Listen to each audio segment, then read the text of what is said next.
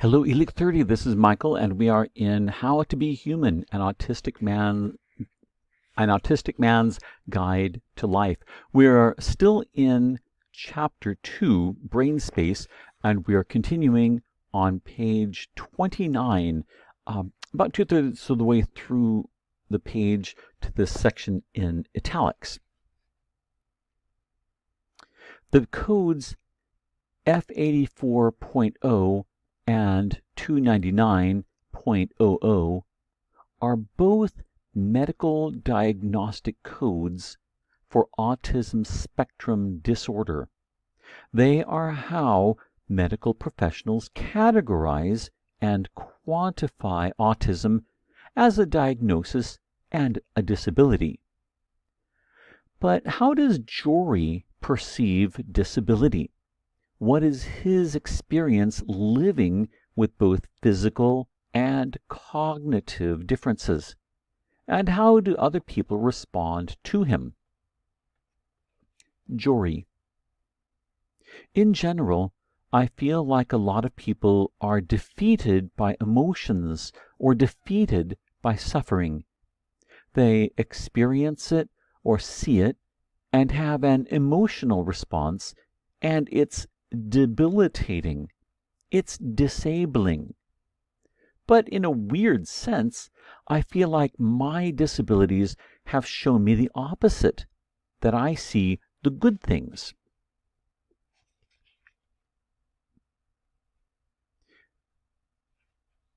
I wouldn't want to get into a numbers game with anybody in terms of suffering, but if I had to do that, my numbers would be pretty high.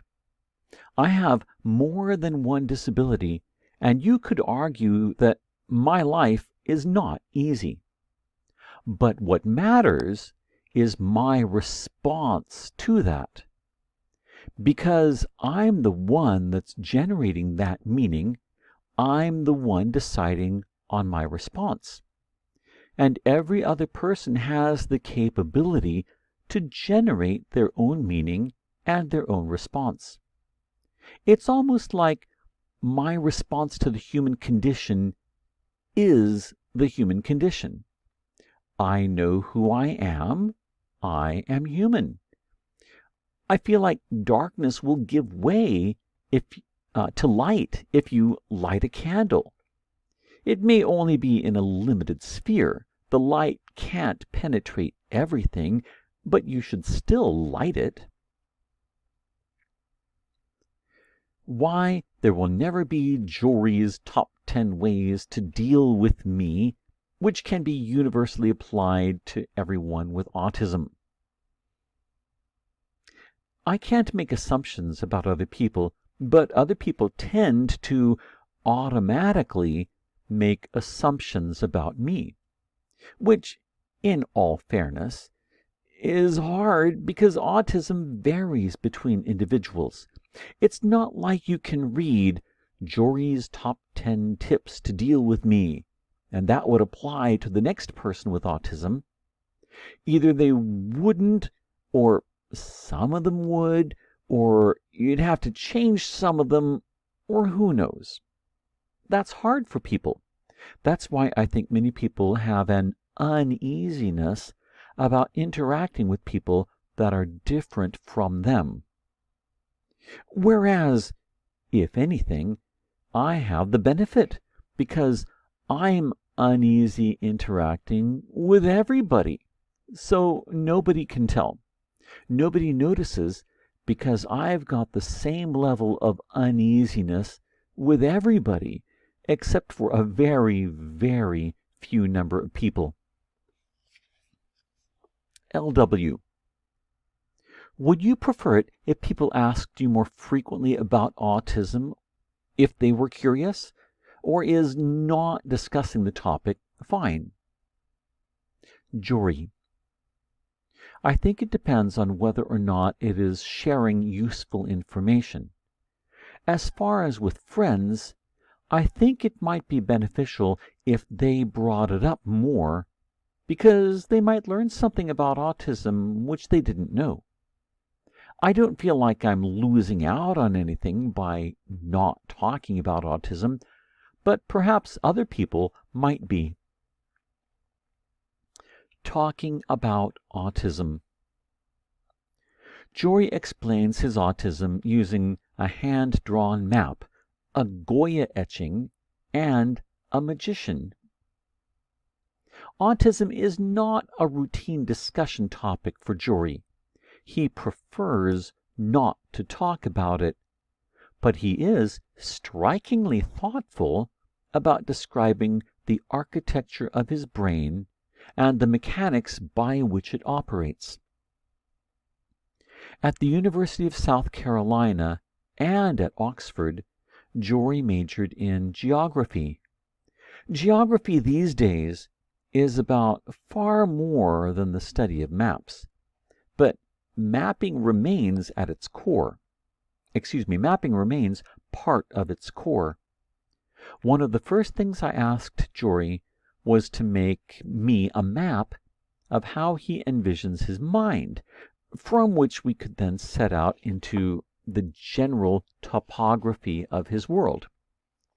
Looking at his map, I was struck by how much it resembles a mandala, a ritual symbol in Buddhism and Hinduism that represents the universe. Jory, and we see his drawing here on page 32. Jory, I drew a circle with a lot of lines going everywhere. I didn't draw any of these lines to be straight because I feel like nothing in my brain is especially straight. The larger outer circle is where I envision the conceptual me might rest. The objects on the edges are databases for storing memories or facts or whatever. I am located inside and I pull them in. The second circle in the middle is like a theater. That's where I look at shards of memory or facts. Whenever I want to do something with my thinking process, I'll push the information I need into the middle space so I can visualize or translate it into other mechanisms like speech. I imagine these outer databases are probably similar to how other people's brains work, but then inside my mind, it kind of goes everywhere. The conceptual me is moving really, really fast in a circle around and around until I get to a point where I pick up what I need and push it into the inner circle. The reason why I thought of a circle was because it offers the most space of any shape to move around in. I am also influenced by the movie Arrival, where the aliens speak in ink circles, and small differences in the circles mean different things. The movie is about how scientists try to communicate with the aliens. What's hilarious is the aliens don't actually do anything for most of the movie. They just sit and draw these weird circles, while the scientists try to figure them out. The military and political leaders are freaking out. They are about to blow up the aliens and each other because they can't understand the circles. And in reality, the aliens are just chilling, which is a decent metaphor for me, because that's how I feel about other people sometimes. It's like I'm simply drawing circles and no one else can figure them out. I also made a weird shape in the middle.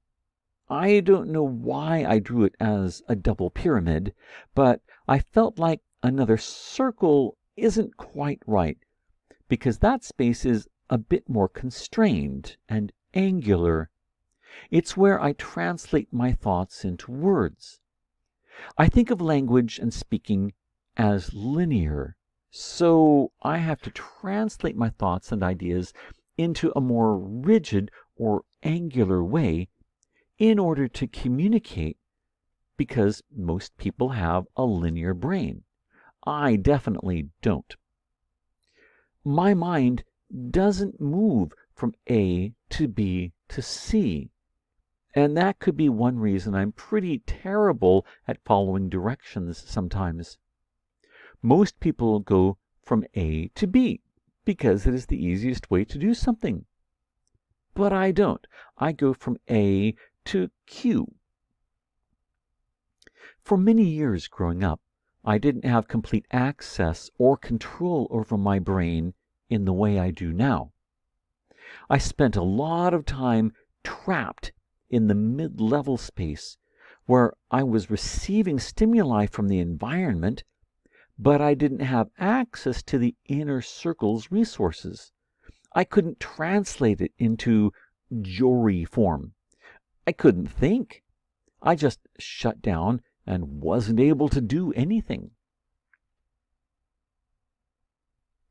Jory's follow-up answer to what an autistic brain looks like was to share a lithograph, Goya's "The Sleep of Reason Produces Monsters." It is not the sleeping figure that he is drawn to, or the title, but rather the creatures in the background. They seem, he said, as if they are part of a different world, that they are operating in a different sort of system. And so we see on the next page this lithograph, this drawing that he's talking about. Jory. At first, it looks like the person is the center of the story, but the actual center is the thing that looks like a cat or some animal. It's staring directly at the viewer. For me, it's like a visual representation of autism being kind of beneath the surface. Autism is part of my mind, but I don't think it's the most important part of my mind. I like to think of my brain as machinery that was crafted by autism, even though I consider myself the operator now. But autism is still technically at the center. And with this particular piece of artwork, what's in the center is also beneath the surface. Most of us may be nominally aware that our brains are divided into two hemispheres, a left and a right brain, analytics and emotion. But Jory conceives of his brain as divided between the brain machinery that he understands, the brain machinery that I am now at the helm of, and a second part that he does not understand and that remains an inaccessible mystery. Jory. I think a good part of my brain is always dealing with autism. It's not accessible because it's occupied doing something more important than what I want it to do. It says busy. I envision autism as being like a magician sending lightning bolts, while the other part of my brain is a wall builder adding bricks in multiple layers. One layer gets smashed by the lightning bolts, so my brain has to build it back up again. If I am in a stressful environment, more lightning bolts are coming in, and the builder has to work faster. More of my brain resources have to be devoted to building.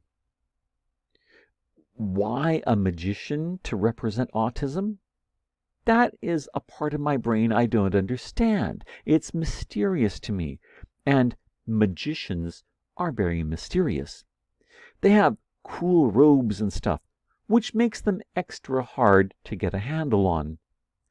I also have the sense that what I want to do in my mind is not aligned with what the magician wants to do, and the magician is unhappy about that. Thus, the lightning bolts. It's almost like at certain points the magician is charged up